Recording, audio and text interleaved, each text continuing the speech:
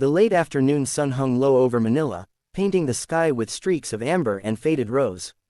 The city, alive and restless as always, pulsed with its familiar rhythm, jeepneys rattling past with their chrome bodies reflecting the sunset, vendors calling out prices in sing-song voices, and the distant hum of a city that never truly slept. Amid this constant noise, a small clearing under the Quezon City overpass had become something of a sanctuary for two people, a father and his young son. 12-year-old Leo, slight and wiry from years of growing up in modest conditions, was adjusting the mic stand they borrowed from a neighbor. It didn't really work, half the time it leaned like a crooked tree, but Leo treated it as if it belonged to a grand theater. His father, Marco, tightened the guitar's loose strap before settling it on his shoulder. The guitar was older than Leo himself, its wooden body scratched and patched in several places with tape. The edges were worn smooth from years of street performances and nights when it doubled as a pillow during bad weather. But to them, it was treasure. Every day after work, Marco and Leo came here, not just because they needed the money, but because music was the one thing neither poverty nor hardship could strip away from them. As people hurried home from their jobs, Leo stepped forward. His heart fluttered like a nervous bird, but he took a deep breath. "Ready, Papa," Marco smiled, his eyes warm despite the exhaustion carved into the lines of his face. "Always, Anik." Then he strummed the first chord. The sound echoed surprisingly beautifully under the concrete overpass, bouncing off the walls and creating a kind of accidental acoustics that made Leo grin. Marco always said God blessed their spot, that even if they didn't have much, at least their music sounded good. Leo began to sing. His voice, soft at first, then rising in confidence, floated above the noise of the street. It was a voice that made strangers stop walking, not because it was perfect, but because it was honest. It carried the weight of a child who had seen more hardship than most adults, yet still held on to hope like a lifeline. He sang a song he had written himself, called Dreams Escaping the Slums. He wrote it one evening when the rain leaked through their thin roof and they huddled close to keep warm. The lyrics spoke of wanting to rise above the world he was born into, of fighting for a tomorrow where his father didn't have to work 2 jobs, and where music wasn't just a street performance but a path to something greater. Marco's eyes glistened as he listened to his son. He added his gentle harmonies, weaving his deeper notes around Leo's brighter voice. Side by side, they created an emotional tapestry that made even the busiest commuters pause. A group of office workers slowed down. A tricycle driver leaned back in his seat.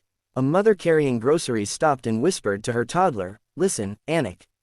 That's real talent. Coins began to clink into the open guitar case at their feet, but Leo barely noticed. When he sang, he lost himself completely. It was the one place where fear couldn't reach him. As the crowd grew, the sun dipped lower, turning the city gold. A foreign tourist, backpack slung over one shoulder, approached and stood right in front. He watched the father and son in fascination before pulling out his phone to record. Leo noticed the camera but didn't let it distract him. He just closed his eyes, pressing deeper into the emotion of the song. Marco wasn't as composed. He felt his throat tighten with pride. He knew his son was special. Ever since Leo first hummed lullabies as a toddler, music flowed through him like a natural river. Marco had promised himself that he would nurture that gift no matter how poor they were. When the song ended, the crowd erupted into applause. Some clapped softly, some cheered out loud, and others simply smiled with a look that said they had been unexpectedly moved.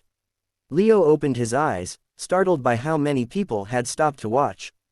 But then he saw his father's face, proud, bright, almost glowing despite the dim streetlights beginning to flicker on overhead. Thank you," Leo said shyly to the onlookers. A woman placed 2 large bills in the case, far more than they usually received. "You have a beautiful gift," she said warmly before walking away. The tourist approached and gave a thumbs up. "You're incredible, kid. I recorded your whole performance. Would you mind if I share it online?" Leo hesitated, glancing at his father. Marco nodded. If it helps show the world his voice, why not? The tourist grinned. "I'll tag it #Manila Voice. People need to hear you both." As he walked away, Leo's heart fluttered again.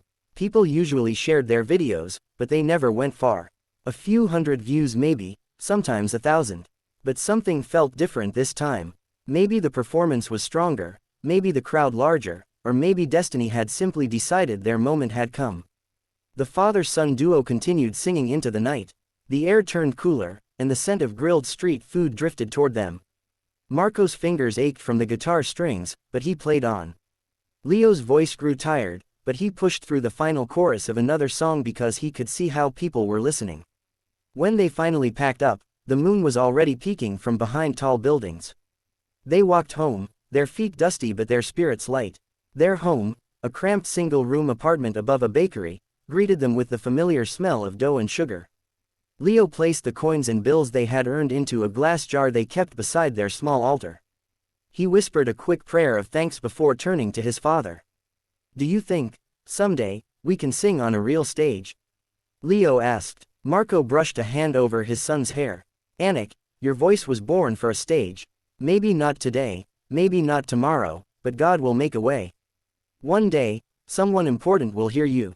They didn't know that someone already had. Because overnight, while they slept in their tiny apartment, the tourist's video began to explode online.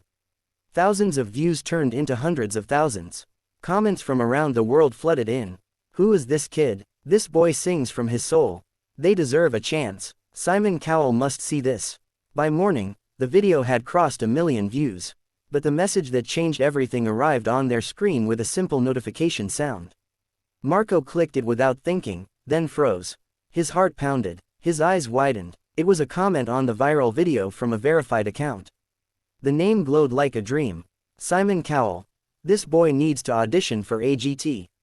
Marco dropped the phone. Leo picked it up, confused. "Papa, what happened?" Marco could barely speak. His eyes filled with tears, hope, disbelief, joy all tangled together. He knelt in front of his son, gripping his shoulders.